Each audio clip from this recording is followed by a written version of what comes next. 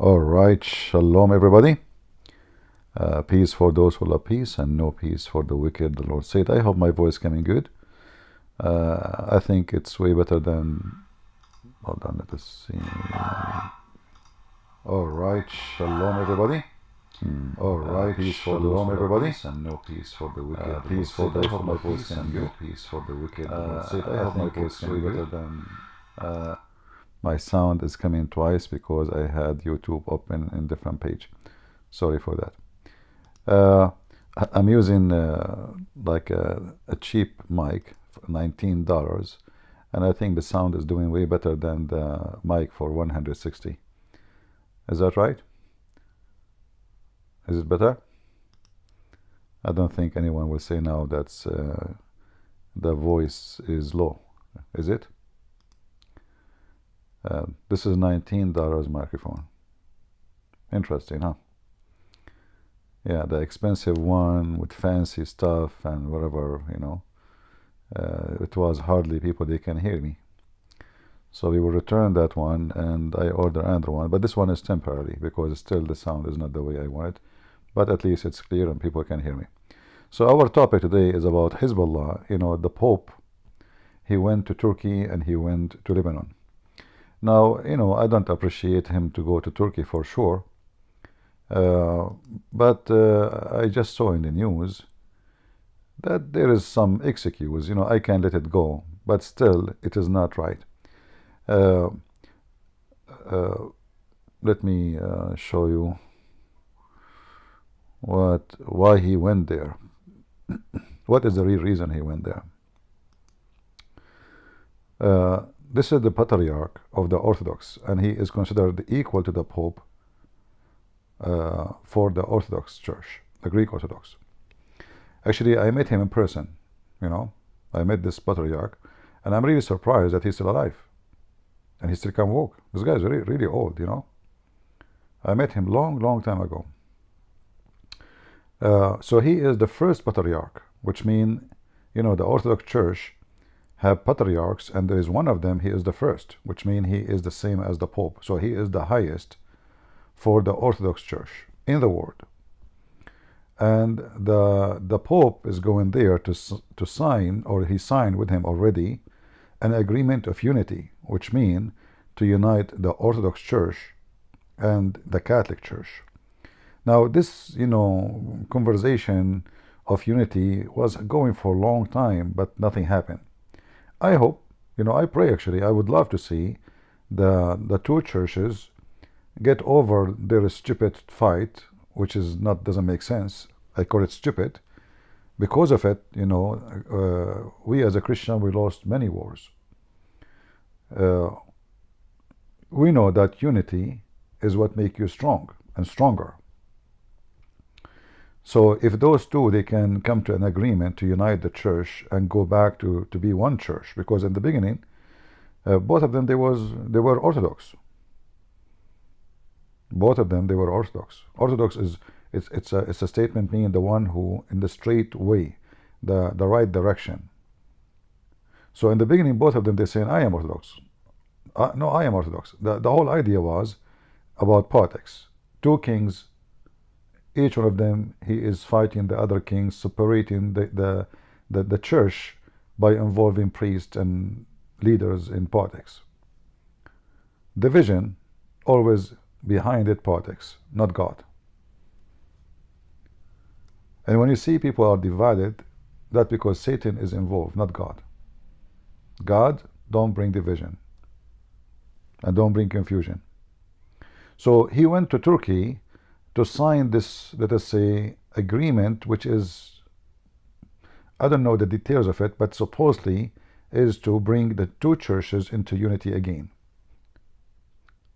And I doubt that that will work, because you see, in the world of politics, not in the word of God, who is going to be the boss?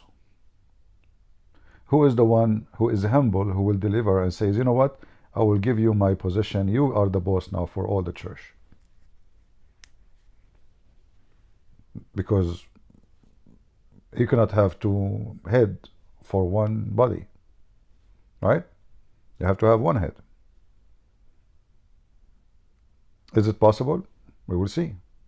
But in order to make it possible, we need godly men who believe and they are really loving to unity of Christians, not loving to oppositions. If that exists, then the unity will happen. We pray that this will happen. So here, this is his visit to Turkey, which is not Turkey. This is the land of the Greek or the Armenian. And I was really surprised to see this old man is alive and he can still walk. Actually, he's standing. This is really astonishing. I mean, when I met him, he was really old. He was really old. How in the world this guy still can read and talk and stand and walk?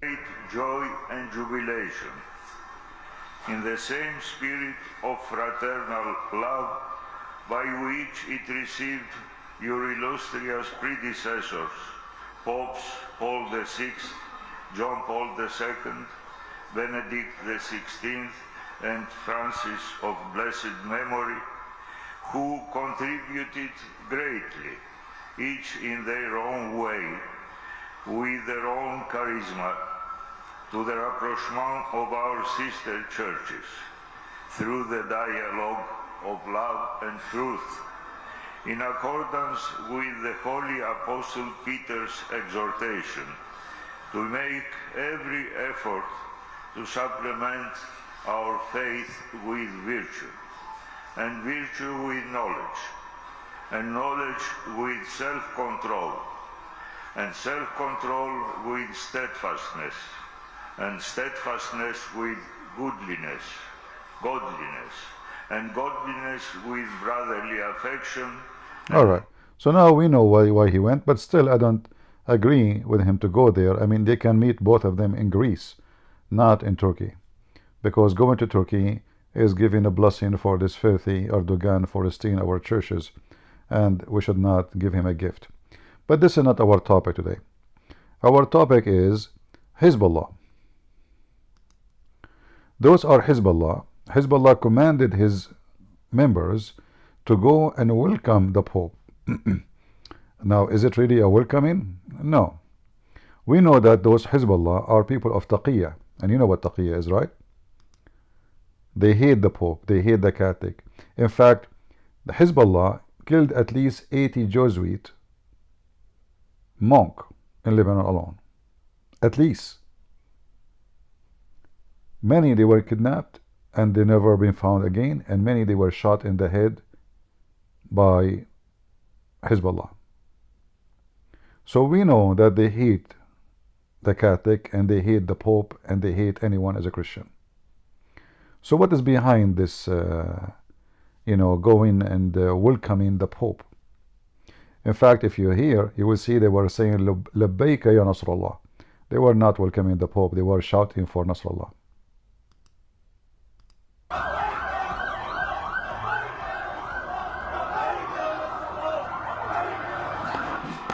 Labbaika ya Nasrallah. Those are the the Muslims, they try to copy the Christians. The Christians is the one who have music bands, and they have like what they call them in English, I'm not sure. So Hezbollah, as all Muslims, they copy whatever the Christian they do. Christian they sing in the churches, Muslim they start singing the Quran. Christians they play music, Muslim they play music. But we know that Muhammad he forbidden music, right? Music is haram. The one who play music, Allah will send him to hell. So now Hezbollah, they are sending their band, which is funny, they don't even know how to play any music, and supposedly are welcoming the Pope. But how they are welcoming the Pope?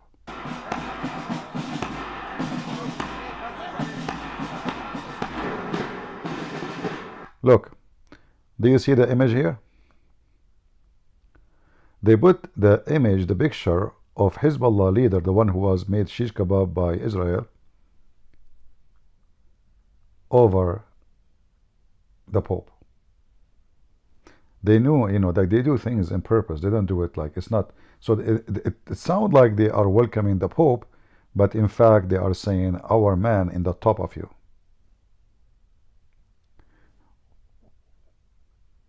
As usual, Shia are very sneaky, very extremely sneaky people. If you speak to a Shia person, you should know you are talking to a snake. I'm not exaggerating. Do you remember my debate with the Shia Sheikh, the head of the Shia in Michigan? The one who was hired by George Bush as a consultant, the stupid George Bush? If you watch the debate with this guy, in the beginning he was so sneaky. We love Jesus, we love Mary, we love the Christians, we are so close together. Now we are celebrating same occasion of Fatima and Maryam. And if you watch it, you'll see this guy is in love with the Christians. I mean, this guy really, really so nice. They are so sneaky. The second I start press him and corner him, he became a hyena. He wanna kill me. He said, we will cleanse the earth from Zionists like you. You remember? After that, they asked him to come and debate me again. He said, over my dead body.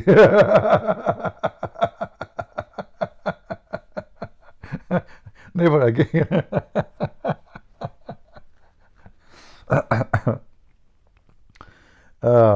And he lost connection, his internet connection. Do you know what he said? He accused the Jews.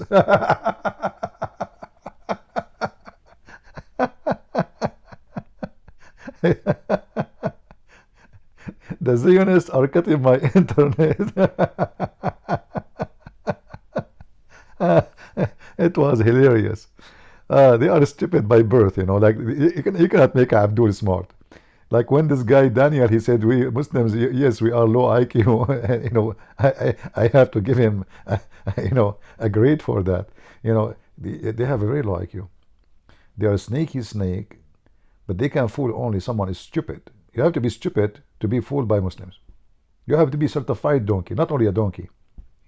Because it's obvious that Muslims are liars, sneaky, wicked, and they don't have any care for anybody in the world. Like Hezbollah leader, he made he posted a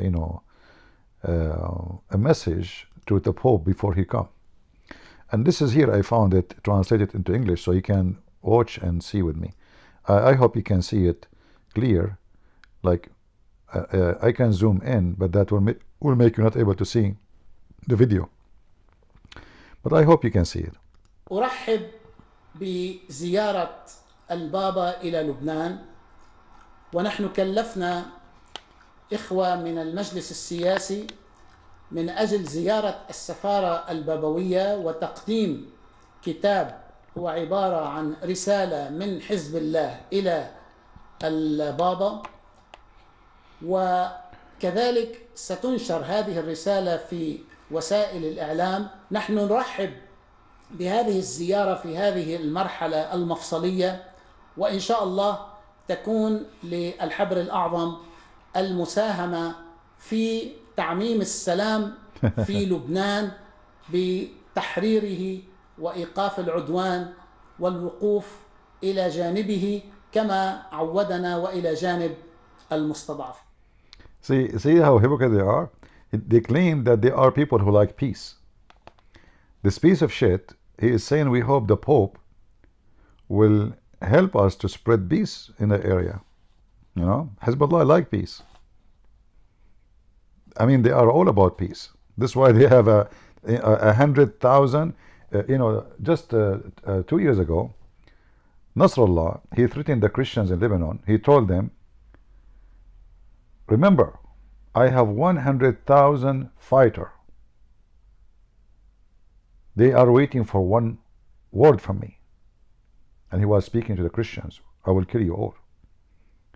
We have hundreds of thousands of rockets and missiles. And he made this speech after Hezbollah lost 7 of their fighters in the Christian territory in Lebanon. They went to attack the Christian there. The Christian there made them shish kebab. They killed 7 of them. But we know that he will not dare to attack the Christian in Lebanon, because those are not cookies. Those are not the one you play with. They are really aggressive people. This is why actually they lost, Hezbollah lost 7 of their fighters. Actually, maybe I can find the video for you about when they are savage and garbage, and they think they can intimidate people.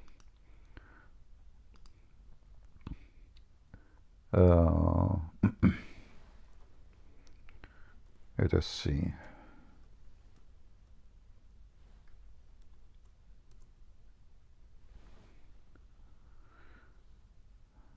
Yeah.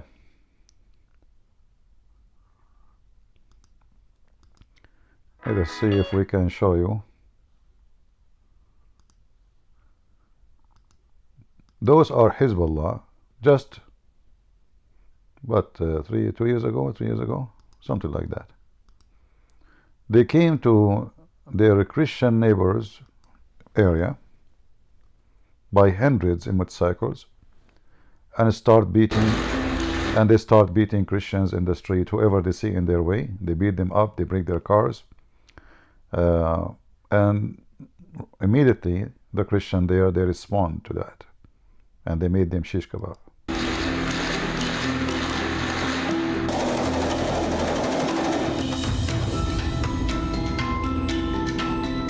Now there is the music here. We don't wanna, let us mute the sound then. Too bad we cannot play the sound. Those are Hezbollah. They are, you know, we wanna do this, you know, we wanna do that. But when they arrived to the Christian area, they made them shish kebab. As you see, they are using RPG, B7, all kind of weapon in their attack. All right. Let me see more. Very filthy, and they are talking about peace. And they love the Pope now, because now they are weak. They are desperate for any help.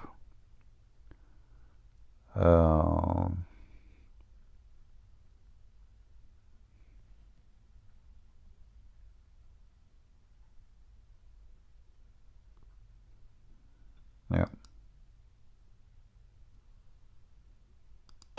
لم يكن سقوط ضحايا الطيون السبعة صدفة، لكن التحقيقات لم تنتهي بعد لكشف ملابسات حادث الخميس المأساوي، إلا أن لشهود العيان في شارع لورم غيزل المكان الذي وقع فيه. Here, this is the Christian area. The Muslim Shia, they came in this area, start burning cars, beating people. There's no Muslims here. You know, they came with hundreds of motorcycles. Maybe I can find when they came in the video. Hold on. I see, here we go. Look, all of those are Shia. They are coming to the Christian area, and whoever they see in their way, they beat him up. See?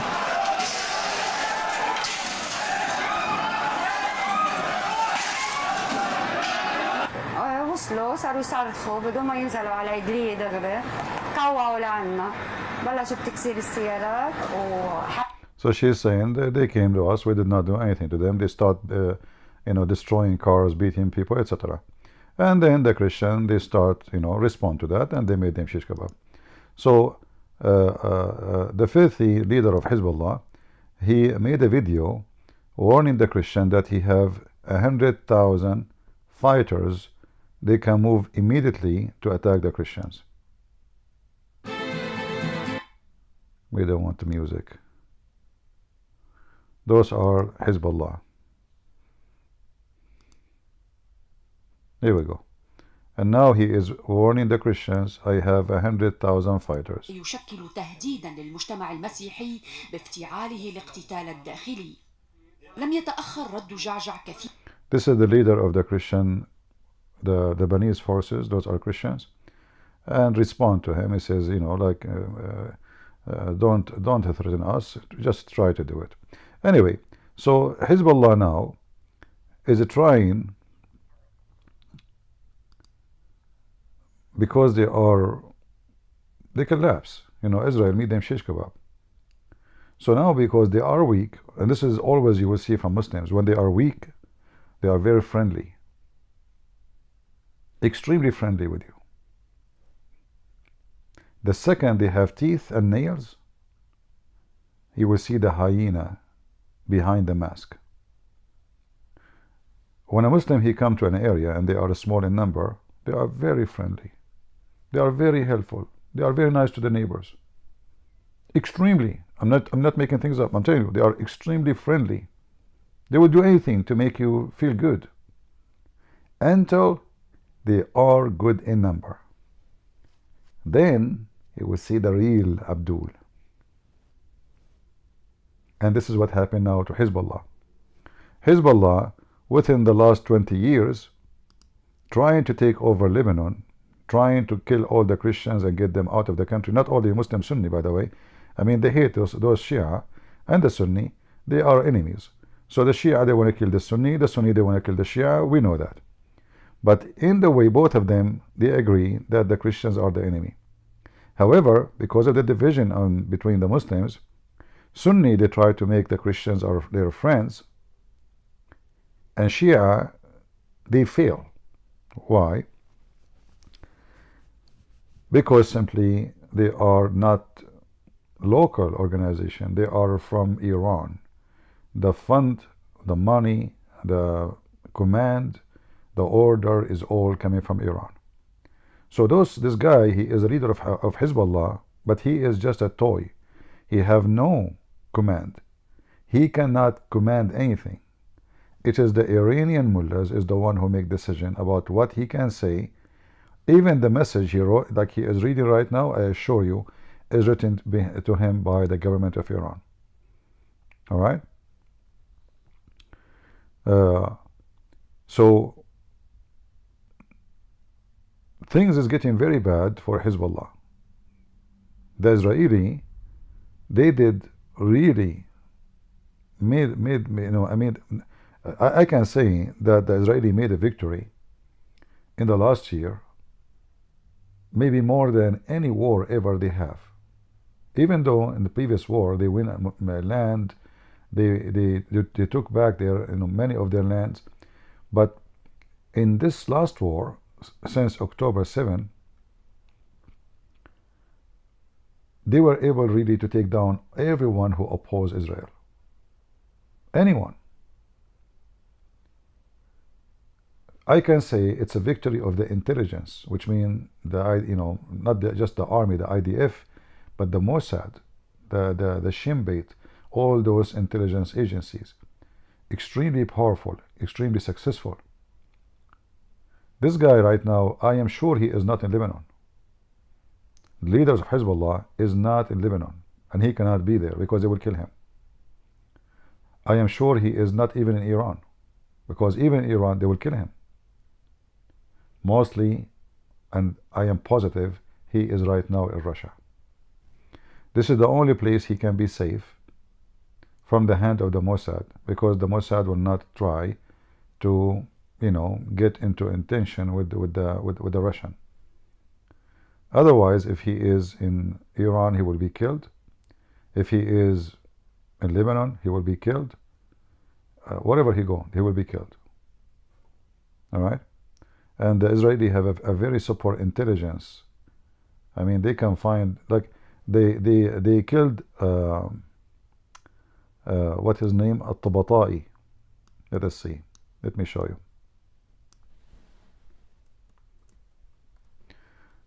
This guy, he was the leader of Hezbollah in Yemen for 9 years.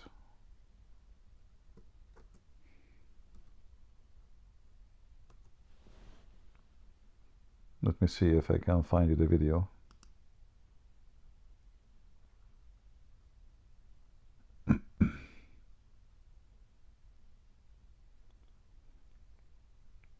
And as always, the Israeli, they do it in a very professional way. Let me see.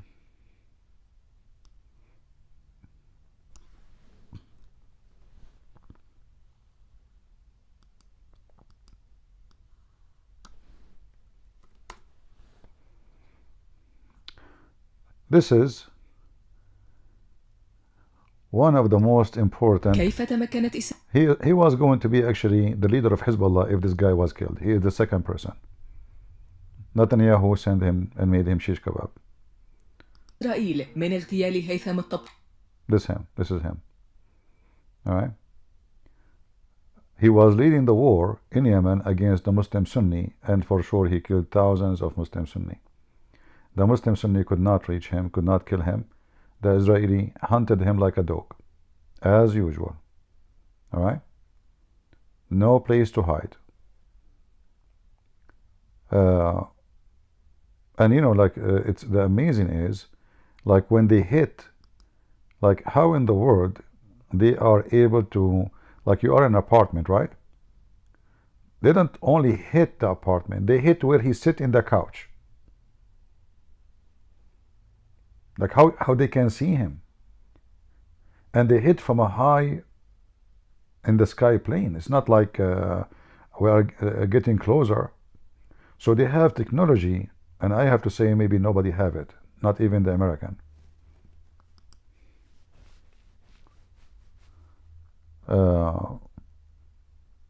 Very high technology and ability to be very precise in any attack they do. Look, you see, look how many floors the building. Do you see how many floors? It's only one floor.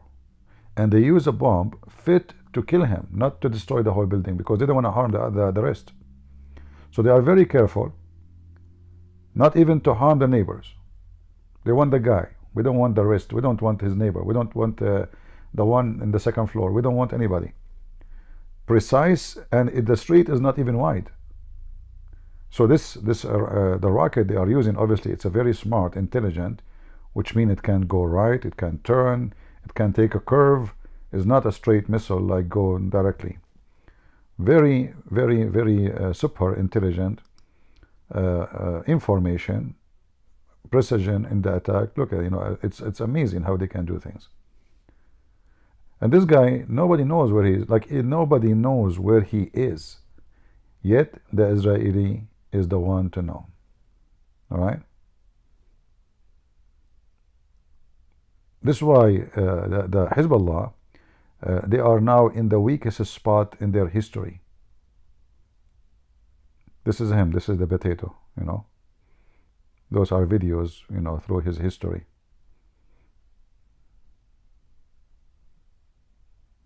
See.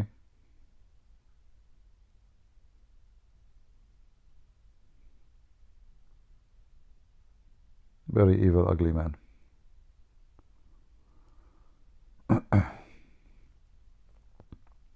This is the video how they hit his building, and this is obviously coming from Israel.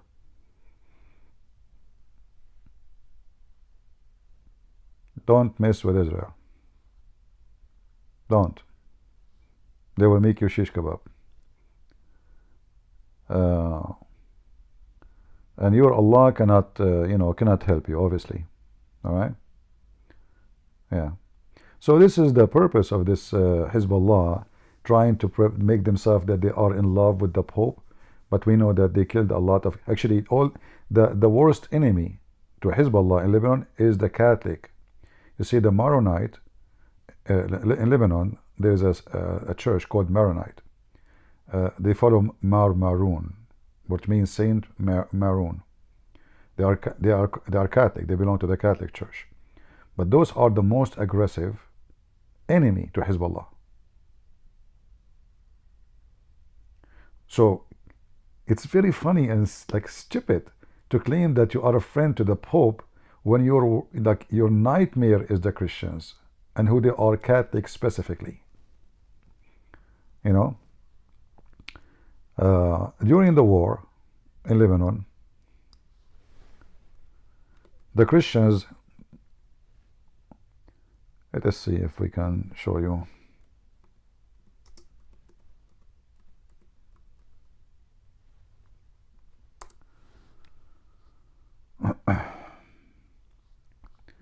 They were able, they have no choice but to form forces to defend themselves against the Muslims' invasion.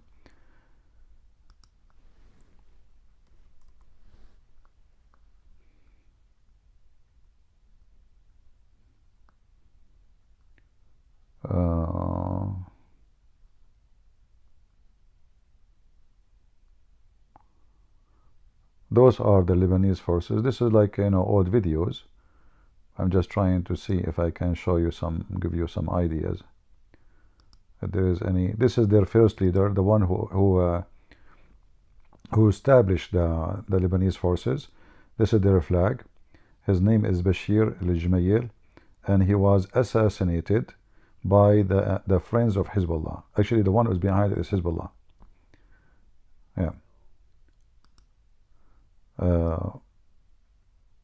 And he was a very close friend to Israel too. All right. Let us see if we can find some.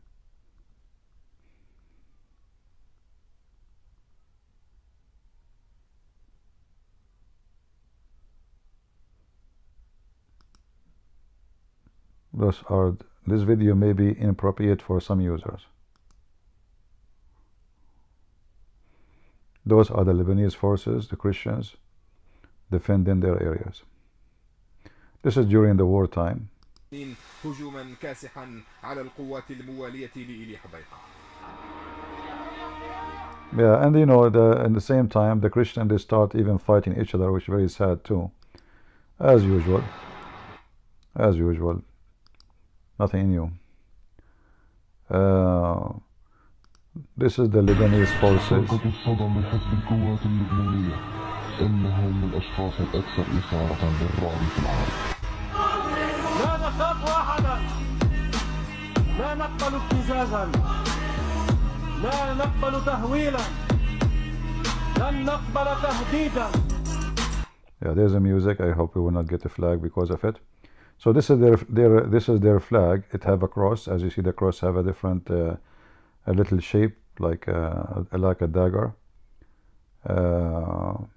Yeah, so those are the worst enemy to Hezbollah, and now Hezbollah claiming that they are welcoming the Pope.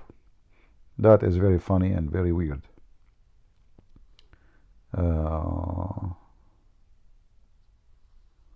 Those are the Lebanese forces in Deir al-Ahmar.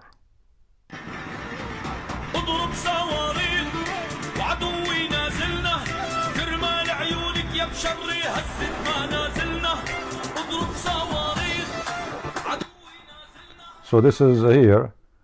Those are the Christians. This is a Christian territory. Nobody can go there. This is like a very high mountains, and it is totally pure Christians. You go there and you try to intimidate them. They will make you shish kebab. And as you see, they are very well armed. And you see the churches, very beautiful. Look at the mountains. Look at the snow. Like if I search for the area, forget about the war. If we search for this, you will see how beautiful this area. Oh, we copy the link. We don't want that. What is this? Okay, hold on.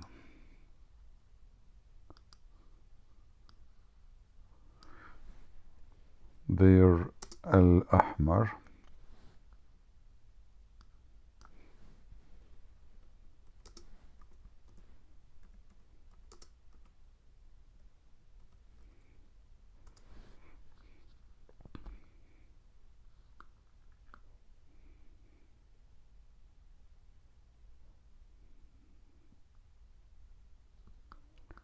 Let us see.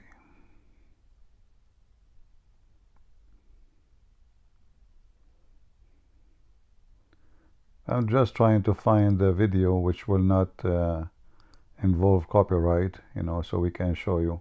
Or you know what? Let me see if I can find some. Let us take this funny pictures here.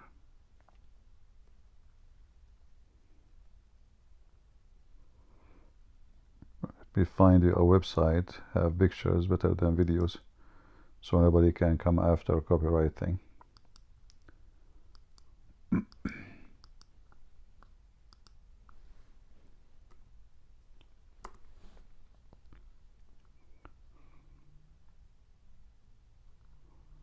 All right.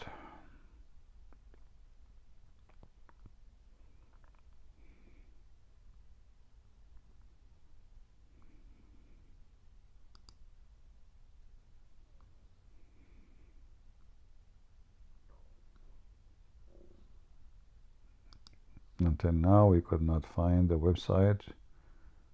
Has only pictures.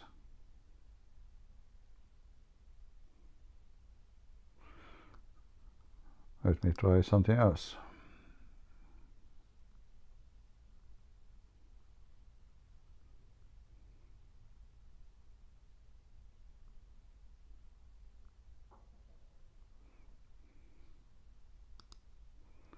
All right, maybe here. Yeah, just to give you an idea how those locations are.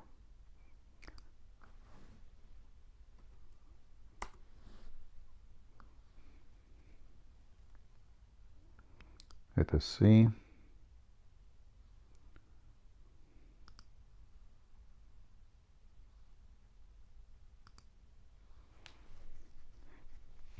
Do you see how it's a very high mountain area, and you know, when you go, like, houses are climbing into the mountains, and anyone want to attack them, because the nature of the area is very difficult. Like now we know you have airplanes and you have etc. So they can be attacked, but that still make it extremely difficult to invade.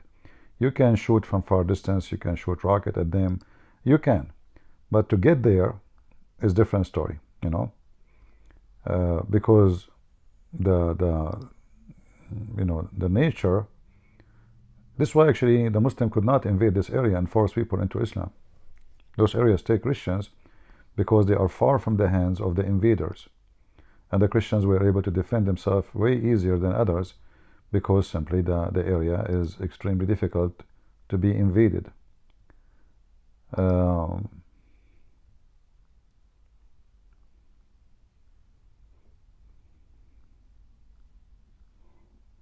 Let's see.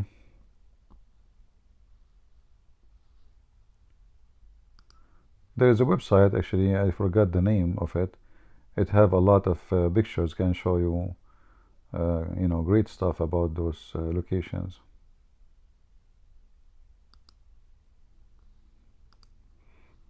Let us see this picture here.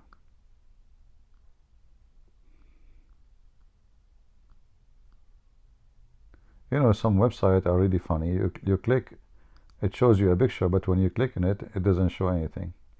Let us see this one here.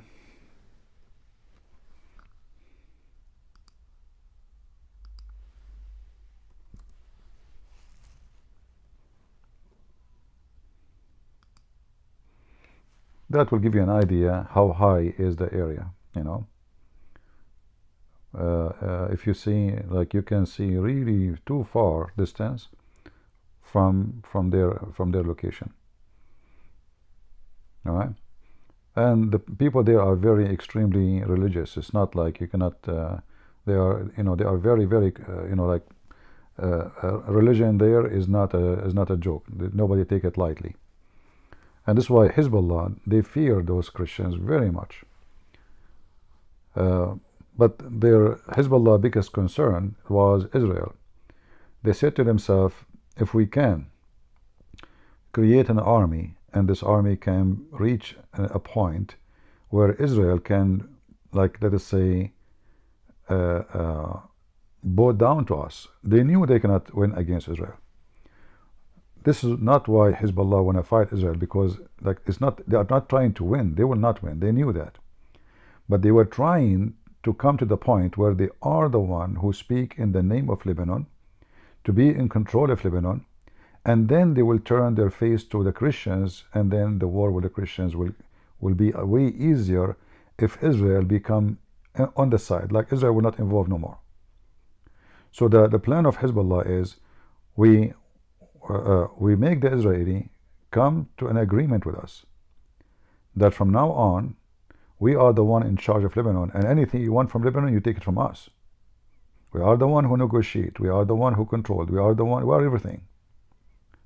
And anything happen in Lebanon, you don't put your nose there.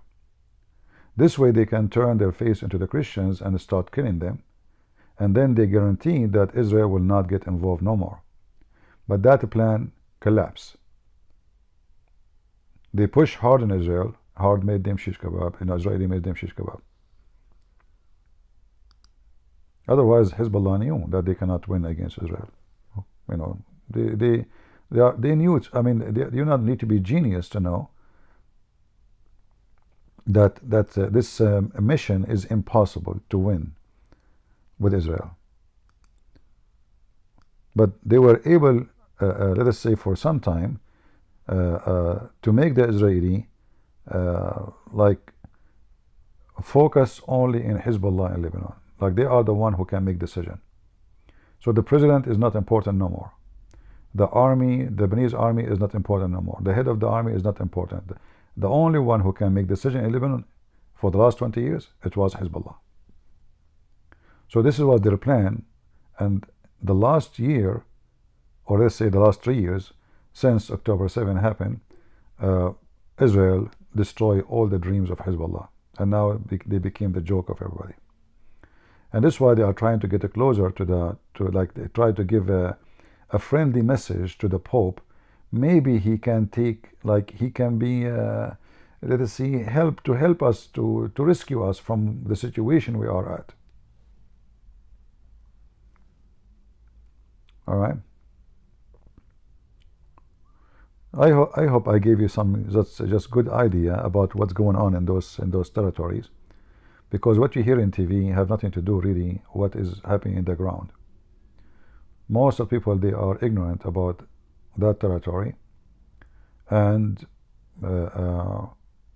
there's even some people, they don't know that Lebanon have a lot of Christians. Actually, in fact, Lebanon used to be 100% Christian. There's no Muslims there. This is 100% country of Christians. Until now, churches, they pray in Aramaic language. Like the Catholic, or let's say the Maronite in Lebanon, they pray in Aramaic in their church. All right. Welcome everybody. Those who say hello to me, sorry if I did not answer you. God bless you.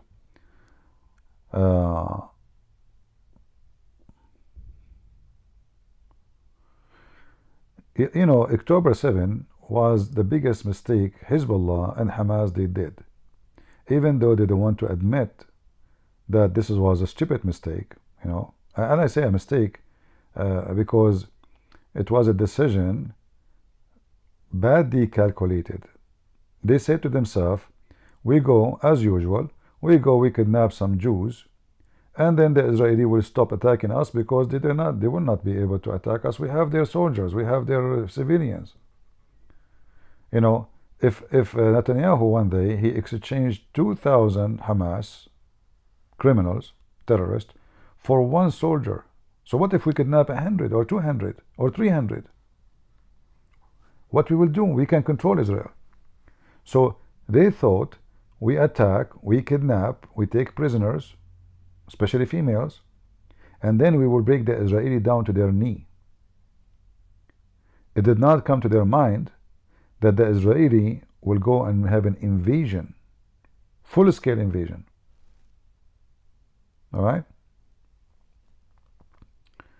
So the bad calculation is what lead them into a disaster. And if Israel, you see, this is why I say leadership is more important than an army.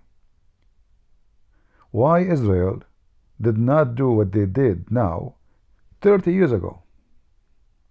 Why each time they hit you with a rocket, you don't do something and teach them how to behave for good? You know what I mean? If Israel did that with Hezbollah, when Hezbollah started, Hezbollah will never dare to play, will never dare to fart. Look at them now. Israel attacked them every day. Even after the agreement to cease fire, Israel attacking them every day. Hezbollah don't dare even to shoot a bullet at Israel. They don't dare. This is the only way you can deal with dogs with rabies. When you are kind, they think you are weak.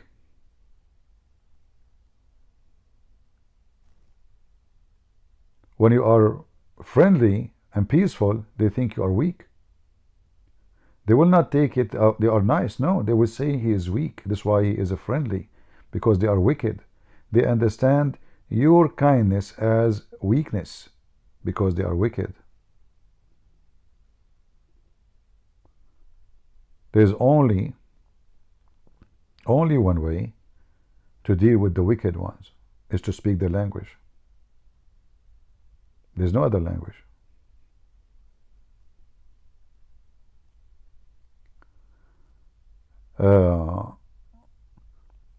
So I believe actually in Lebanon something big is going to happen soon. It might be Israeli, they go and they do invasion. Why not? I will not blame them. Because the Lebanese army, you see, the president of Lebanon, this guy, the potato, he's a president now, he's a joke. You know, many Lebanese in the beginning, they say, oh, finally we have a real president. You have nobody. This guy is a potato. He don't dare even to do anything. The only one can make difference in Lebanon is Israel. The same as Israel did the difference in everywhere they go, the only one can save Lebanon is Israel. Because in Lebanon there is no real leaders in the government. The president is a Christian, yes, but he's a potato. In fact, I find him like very stupid. Like, you know, he's not even he don't fill the position. You know, he's not a leader. His wife, she's like, I saw her welcoming the Pope. She looked very stupid and very funny. You know, she make her hair blonde. She want to be blondie, wearing high heels. And, you know, just like very very shallow people. You know, you can tell how shallow a human being is from the way he talked, the way he moved, the way he you know, like he blink even his eyes, and the way they dress.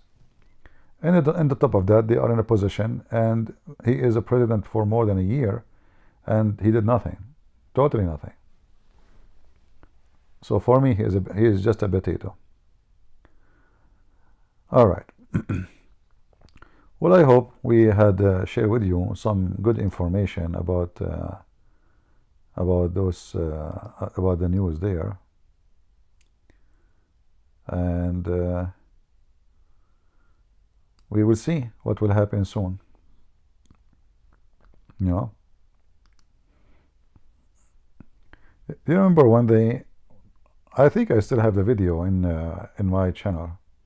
I made a video, and I asked, I think it's called question to the Lebanese leaders, you know, or Lebanese Christians. Anyone watch it?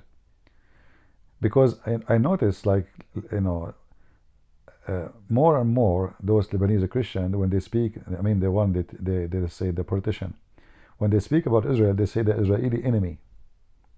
So I have a question for those dummies, those hypocrites. Who is really your enemy? Why you call them enemy? Why? Are they the one who took your land? Are they the one who slaughtered your daughters and your kids?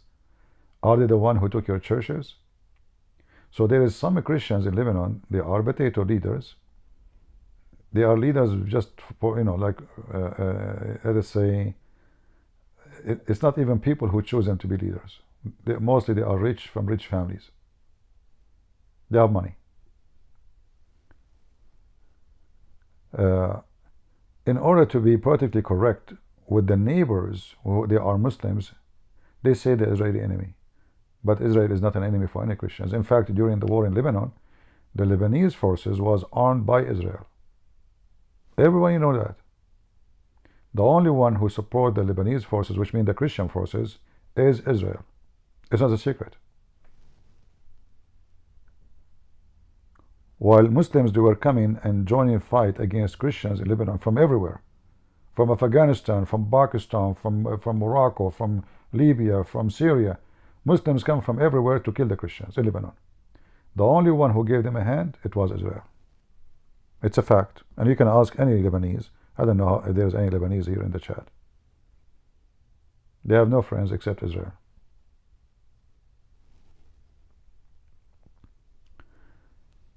And then you go and you say, the Israeli enemy, you are a hypocrite, you are a coward, and you are not decent. And behind doors, those who say they call Israel enemy, behind doors, they are all praying that Israel would do something. You know what I mean? They say, oh, we hope Israel will, yeah, hit them. I assure you, every Christian Lebanese, when they were watching Israel hitting Hezbollah, they were celebrating and drinking vodka. In Lebanon, they drink something called arak. You know, arak. It's like vodka, but they add for it water, you know. So it's clear, like vodka, but then they add water and ice to it, and that will make it white, like milk. All right? So I assure you, they were celebrating and dancing during the attack on Hezbollah. But then when one of them go on TV, he say the Israeli, you know, they are aggressive. You hypocrite, potato. What? You know? Oh, Lord have mercy. Oh.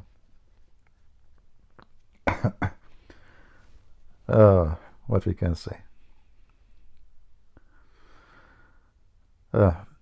Anyway, do we have any question? We don't have too many audience. Maybe our time is not good, but whatever. You know, who care about how many? I'm happy to have you guys, and I hope we are having good time and we are learning together. We care for the quality, not for the number. You see, quality is the most important. Look how many countries around Israel, and they have, I mean, Egypt is 100 million, literally 100 million almost, population. Who is more powerful, the 100 million or the 6 million Jews in Israel? It's just a good question, right? Who is the one who do more production for anything? Innovation. Who's more advanced? Who is more successful? Who have better life? Who have better streets? I mean, quality, not quantity. You see, there's people who they are blessed, and there's people they are cursed. And when somebody is cursed, he's not cursed because God he hate him, but because he decided to be wicked. You are cursed when you are wicked. The second you became wicked, you are cursed, because God will be against you. So it was your choice. You see, God don't curse anybody. You curse yourself.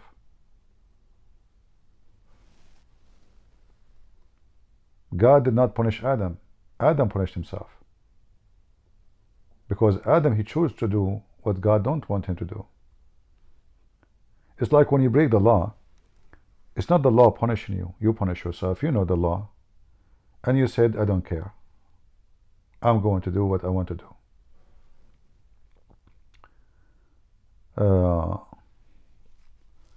In Egypt, you know, I assume there's maybe between 15 to 20 million Christians. The government, they claim that they are about 12, 13 million, but I don't, you know, the Muslims calculation always try to make the Christian less in number, so they don't give them job equal to their numbers in government. All right.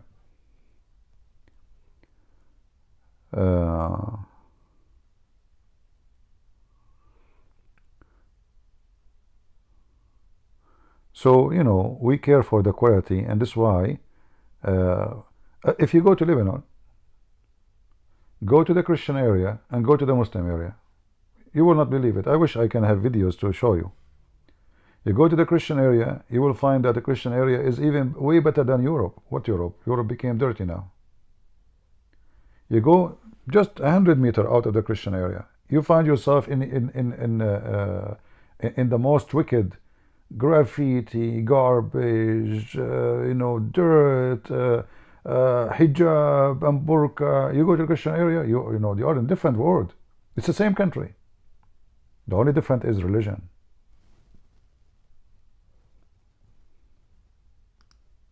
There's nothing different. Only the religion of the people.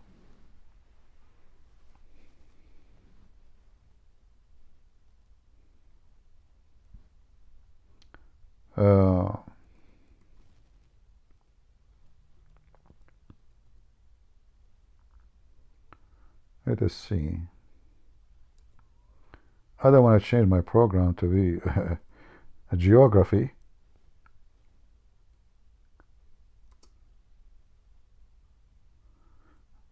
Let us see what we will show you.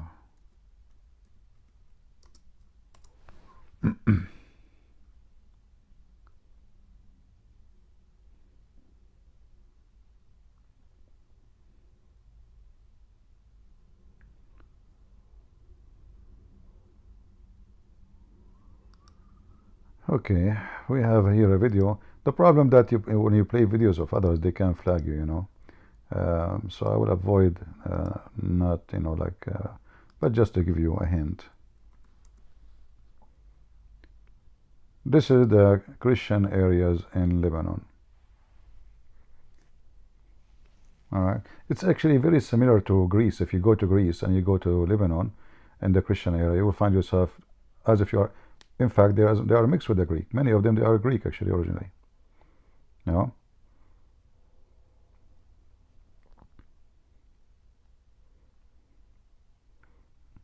I don't know how many of you went to Greece before, but it's very similar, you know, very similar. And you will notice like old houses made from rocks, stones, white stones. And they have very delicious food too. Ice cream. This is you know, in the sea area.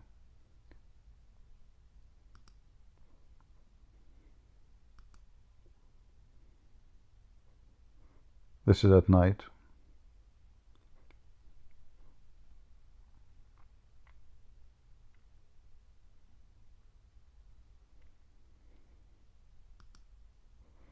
Very friendly, very nice people. You know, you are in different territory.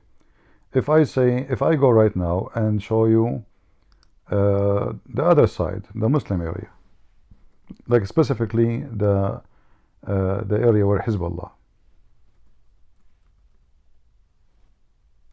what we will find?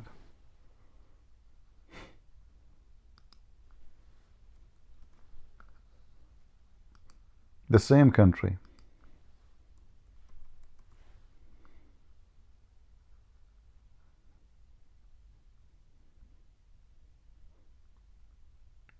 This is the same country. Let us see if we can find a video.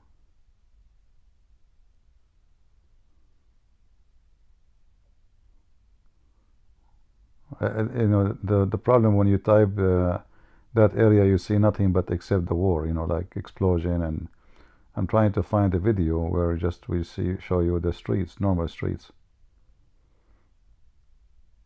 The pictures of Khamenei and the Iranian leaders, women wearing garbage bags in the street, garbage, dirt everywhere, and in the top of that, the war now with Israel. You know, make life between those people horrible. Yeah, you cannot even find one place to show. You see, the pictures of the Iranian and Hezbollah everywhere. You feel like actually you are in Iran, but the difference is Iran look way more beautiful than the area where the Shia live in Lebanon.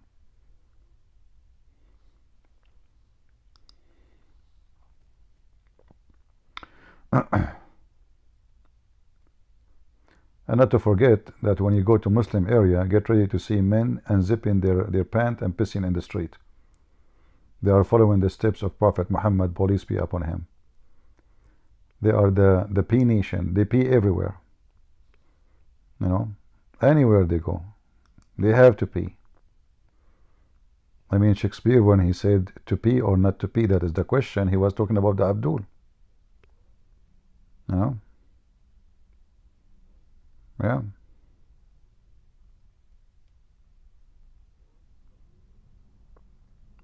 If you go to a Muslim area, you will find a line on the wall, especially in corners, because everybody pisses on the wall.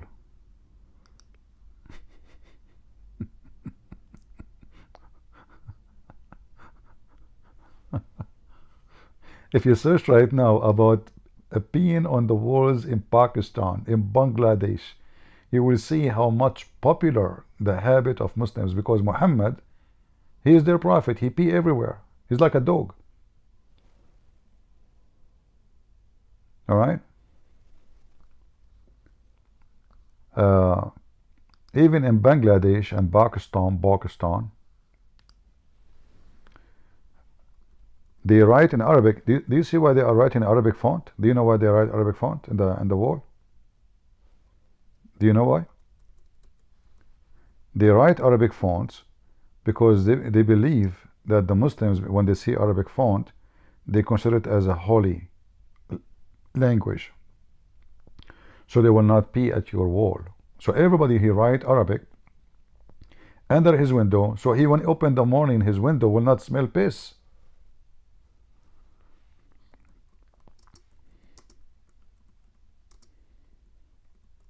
Very quality society. Prophet Muhammad, he was able to make a very successful nation. Look.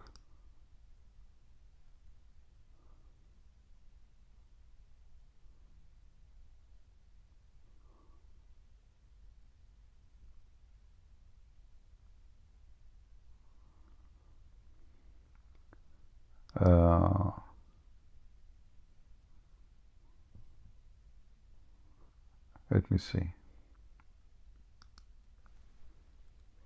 If you search online for using Arabic font,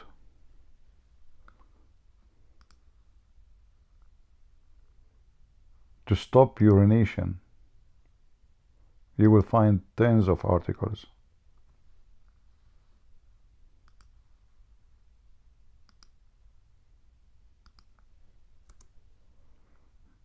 Again, do you know what this guy is doing? Anyone knows what he's doing?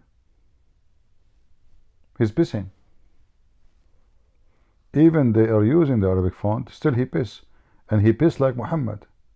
Muhammad, he go down in his butt, and this guy now, he is wearing this, you know, is grabbing his penis and he's pissing.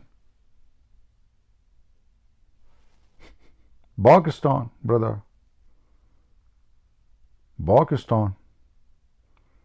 Every wall, it says in Arabic, don't urinate here.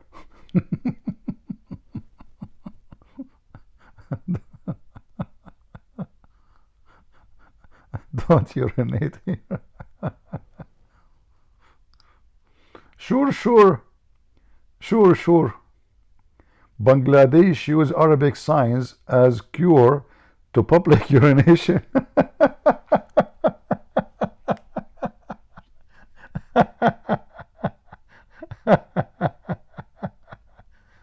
Ah, Lord have mercy. See, quality or quantity? Huh? Yeah, get down, act differently. And they want to win a war against Israel. If you cannot hold your penis until you go home, you dirty. Are you a dog? Are you an animal? What's wrong with you? They piss everywhere. The most pissing nation ever. So they come to solution. What if we use, brother, Arabic language, brother? Okay, what will happen? Brother, they will think it's Quran, brother. And then they will not be, brother, on our wall. I mean, can you have even a wall is clean? Mission is impossible. Bangladesh uses Arabic sign as a cure to public urination, brother. Take a beer. Look. He's pissing. He sit down like his Muhammad, and he grab his penis and he piss in the street like a donkey. They piss everywhere. It says in Arabic, it is not allowed to piss here. And I don't know if you read those languages, you know. And this is Abdul. his phone is coming half of it out. He just pee on the wall maybe. Actually, you can see the wall is wet.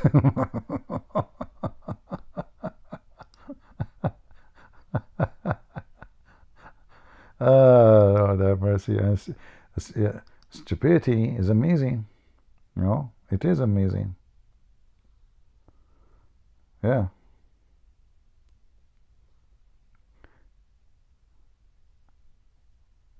In Bangladesh, look what AI is saying. There's no audio to play.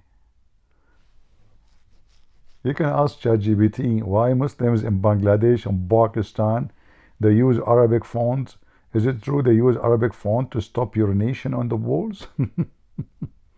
The answer is will be yes. Oh, Lord have mercy. Anyway, what we can say,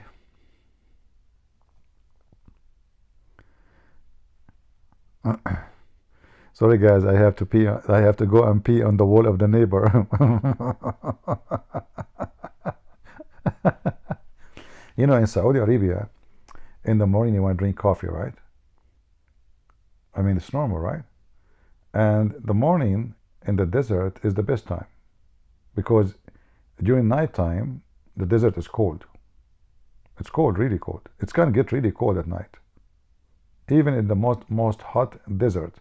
So desert, the weather is not friendly, because at daytime is extremely hot, oven. At night is extremely cold in the same day. There's no between. So the early morning is the best time to go out and drink your coffee. In Saudi Arabia, you go out to drink the coffee. What will happen? You open and you smell the shit coming everywhere. Because in Saudi Arabia, they don't have sewage. They have something called bayara. Anyone here from Saudi Arabia? Shakhbarak. So they have bayara, and bayara simply is a shithole. And most of them, they don't even vacuum it. They wait for the sand to suck it, because it's a desert. But sometimes the bayara or the shithole is overloaded. And then if by Allah will, inshallah, if Allah will, brother, rain come, then you will see shit floating in the street everywhere. Because many of them, they don't have cover. You will hear in the news like a man, he fell down in a shithole and he died. Because many didn't even have a cover. So when they are overloaded, the urine and the shit will go over in the street, and they will be flooding everywhere. So you wake up in the morning, you want to drink your coffee, you sit outside, you breathe. Oh.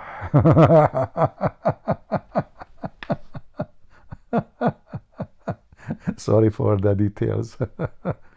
I'm sure if it's morning for you, you appreciate it. Oh boy. Actually, there's a lake. It's called Musk or Misk. Like when you hear the word Misk or Musk, like what you think? You think about the smell, nice smell, right? This is a shit lake. The whole lake is not, there's no water there, it's shit. So what they do, those, what they call them, this big tank, you know, the vacuum tank, I don't know what they call it. So those vacuum tank, they come and they suck your poo-poo from your shithole, and then they go and dump it in that lake. And then the smell will go to kilometers and kilometers away. The most stinky smell you can imagine. Yeah, musk, yeah. Misk in Arabic. What is it I think misk in Arabic is musk, right? In English.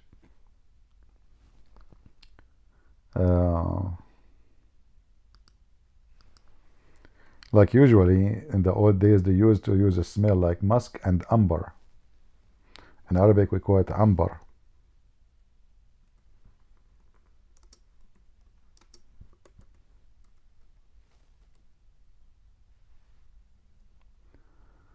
Let me see.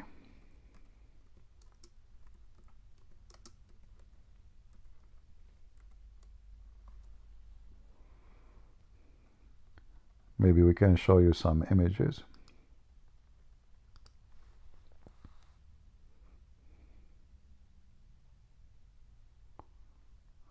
And they take it from animals, you know, those smell. Let me see if I can find you something.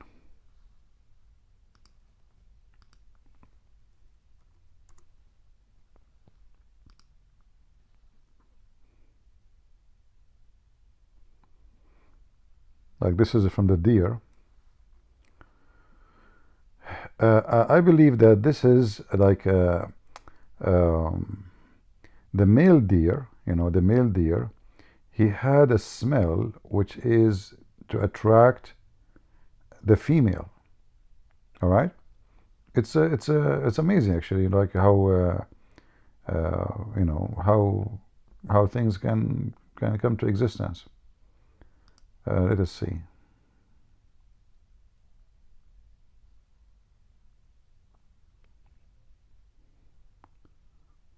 If we can find, like this is a video, I don't want to click at the video. But anyway, from this, the material they take from the deer, they create such a fancy, very expensive, you know,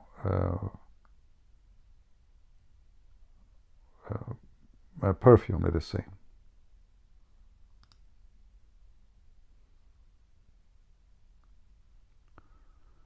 Yeah.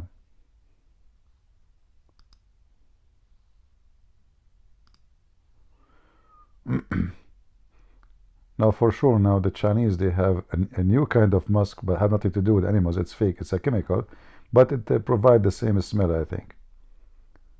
Yeah.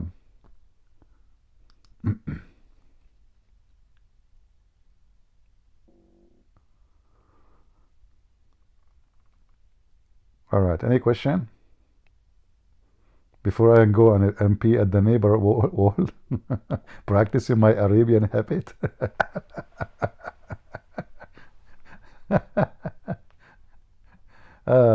You know, once I took a train from Romania all the way to Greece. It's a beautiful trip actually, but the train, I don't know, the train is coming from which century. I mean, it's a sardine, you know, like box. So I went to the bathroom in the train. I opened the door. I closed the door immediately. And I have to stay in the train without going to the bathroom for the coming 24 hours. And I did. It was the most horrible bathroom ever. And then I asked them why the bathroom is so dirty. They said this train is not Romanian. This is a Turkish train. I said, really?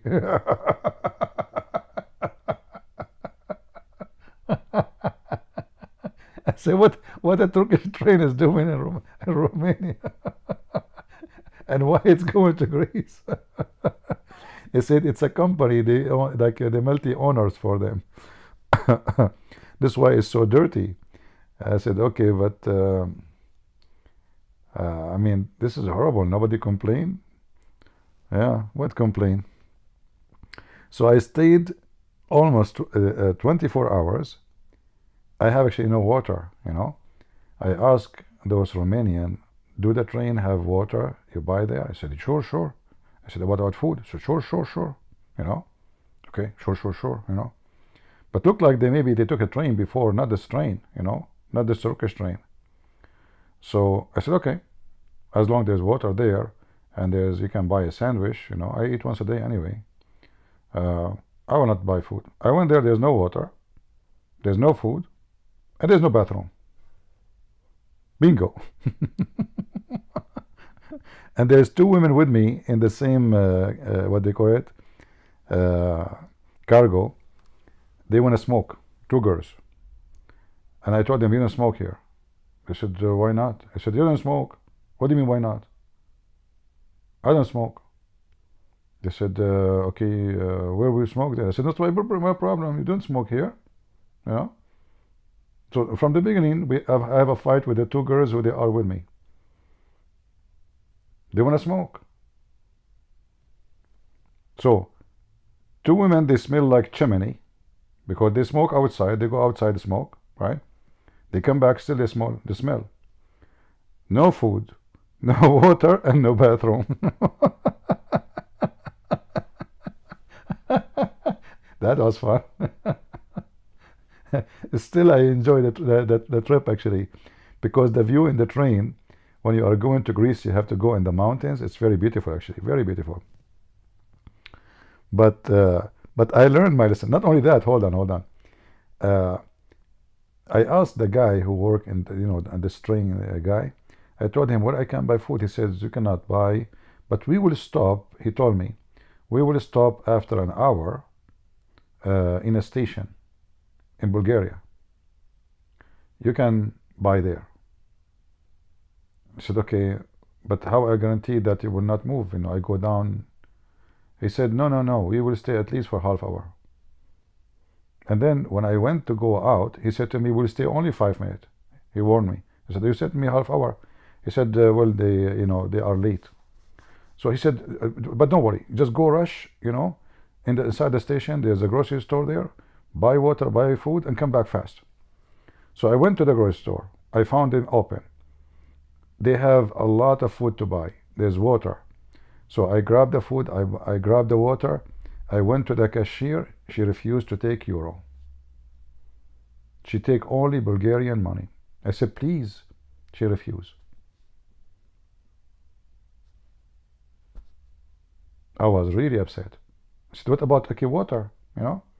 Please, I will give you like 3 times more. No. What you will do? You will steal the water and run? I went back to the train without water, without food. I cannot even imagine. I told her I don't have. Please, the train. There is no food. There's no water. I did not eat since yesterday. I did not drink water. Just I will pay you 3 times more. She said, no. She want only Bulgarian currency. So I went back, and it's my mistake actually. I should ask. Like you have to think about every situation. I should ask him like, do they accept euro? And maybe I can exchange with this train guy. But I did not eat. I stayed all the way until I went to Greece. No food, no water, no bathroom. 24 hours. The train is so slow, like a turtle. In fact, when the train was going up in the mountain, I was like, is the train going to go backward? Because you feel like the train cannot move no more. Like the train is like it's somebody climbing the mountain and he is out of a breath. This is how old this train is, and it was shaky, like it's like a laundry machine. I never saw a train like this before. So I wish I have like a good camera to record. Actually, I recorded the camera in the phone, but the view outside. Yeah, I did. But the train was fun, Yeah, you feel like you go back on time in the time of the cowboy, maybe. Even the cowboy movies, you see them. The train is way better. The train, you see the cowboy, they have horses inside the train. Man, that was the luxury. I'm telling you, the horses, train, you see them in America all days in the movies, is luxury compared to this one. And what make it more horrible, the bathroom is loaded with shit. Literally. I mean, how somebody can go and pee there in such a, just, I cannot, like, oh Lord have mercy.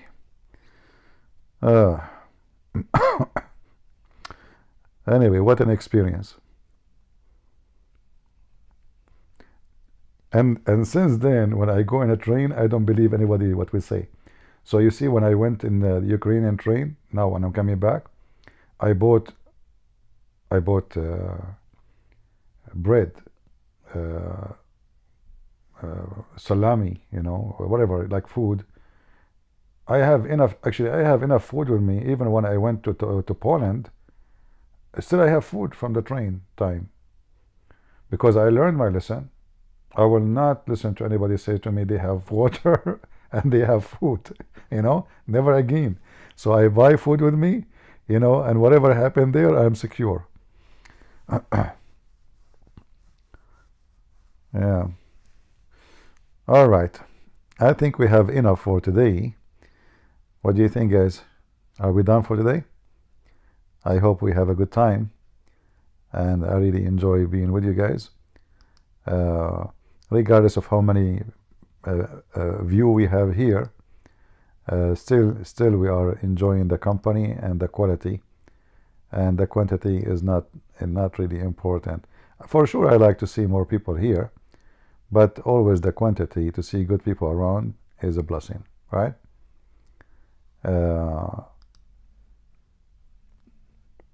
And here you learn real information, not a commentary about things we do not know. Like you see people talking about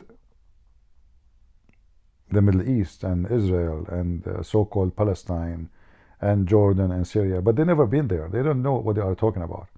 They have no idea. They talk about the conflict, but they don't know what is the conflict, because everything they learn is from a newspaper, and always the newspapers or agencies, they deliver to you agenda. They never deliver true news or true history. History, and remember always, even if you search books to read about history, history is written by the hand of the one who made victory, not by the one who lost the war. Which means history always is a fabricated history, no matter who reporting the history for you. Just to make it simple, if Hitler, he won the war, do you think anyone will be speaking negative about Hitler? With all the crimes he have done, nobody will talk about him negative, because who dare? Then history books will wrote many beautiful stories about Hitler, how amazing he is. But Hitler lost the war. If Saddam Hussein, he won his war against the American,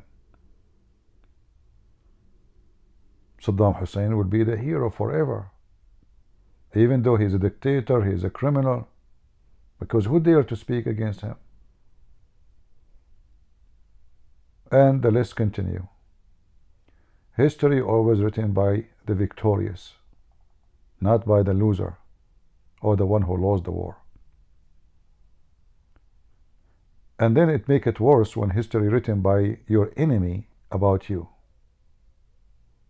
And if your enemy is the one in control of media and propaganda, then you are doomed. And they flip the truth upside down. The black became white and the white became black.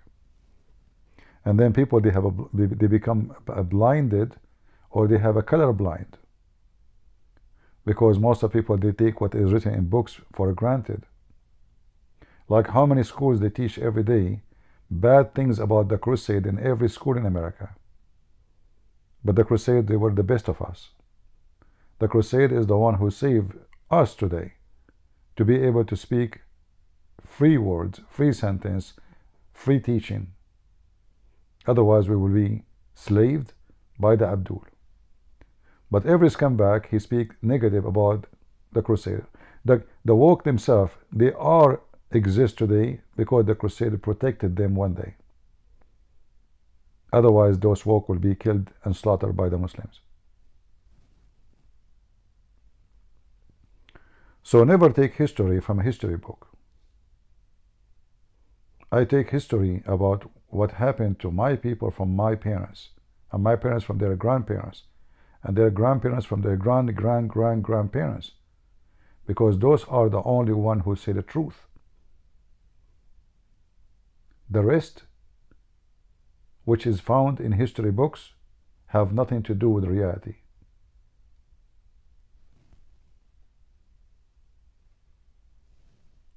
So learn always not to trust books, even if it's written by the most famous authors. you have to examine what you read and what they say. And most of the time, the truth is not there.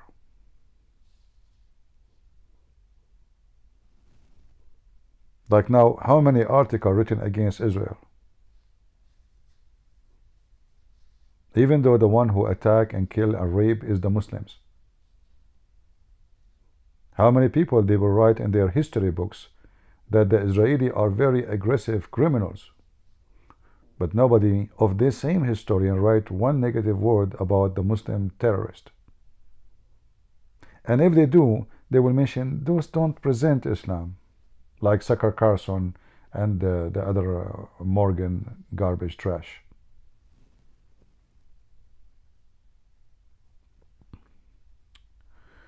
Are you following the case of ex-Muslim Christian Saeed Abu Mustafa in Egypt? No, I don't know about him. I don't know who is he.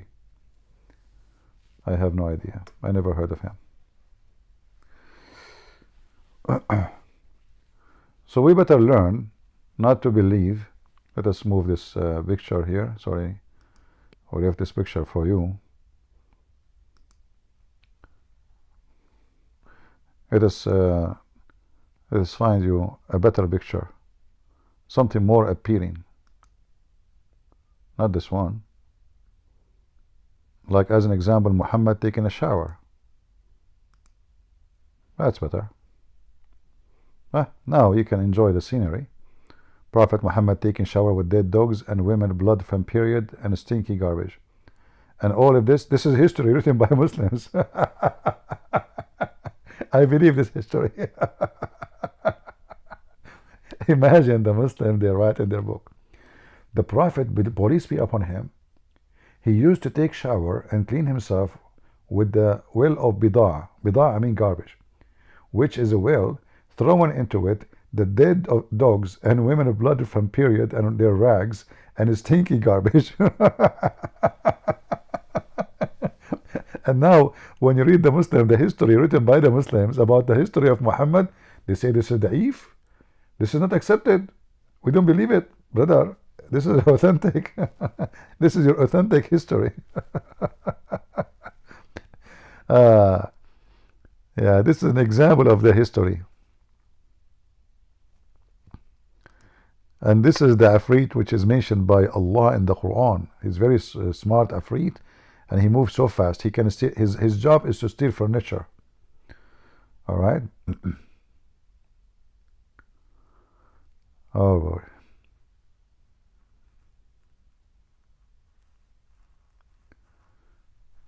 Yeah, I warned people about this Tucker Carlson a long time ago, but nobody listened. People, they start attacking me when I start exposing him. Him and this cow dance. Right? You see, there's two ways to be blinded. Love and hate. Now the love I'm talking about is emotional love, not God love. Like a man, he's in love with a woman, or a woman, she's in love with a man. So they don't see all the negative things, they see only positive, because they are in love. They are blinded with love. Same in the case of hate. In the case of hate, you are blinded. It doesn't matter what you see in front of you. You hate the person, it doesn't matter what he ever do, good or bad, still he is bad. So you have to be careful from either one of those blind cases. Otherwise you will lose your compass. So someone like Tucker Carlson, he's a businessman, and for sure he have a hate. There's no question that he hate the Jews. Same as this cow dance. And in the same time, they are in love with money, and the Muslims have the money. So hate plus money is Tucker Carlson. Hate plus money is cow dance. It's like adding water something to something called cement, and then the cement will go dry and the cement will become concrete. So they are a concrete mix of hate and greed. And then when you see them, you think they are concrete people, which means they are solid, strong, but in fact they are so weak and so wicked. And time will come and you will see how those people, they will be coming down. The same way they go up fast, they will go down fast too. Just watch for it.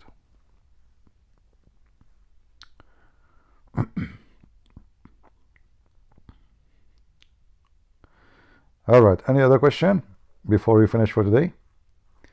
I hope we had a good time, and I will try to come again in the morning to have some coffee with you if I could.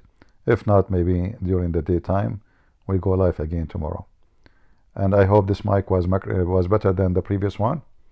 This is $19 microphone, but I'm sure the voice is coming way more clear than the previous one.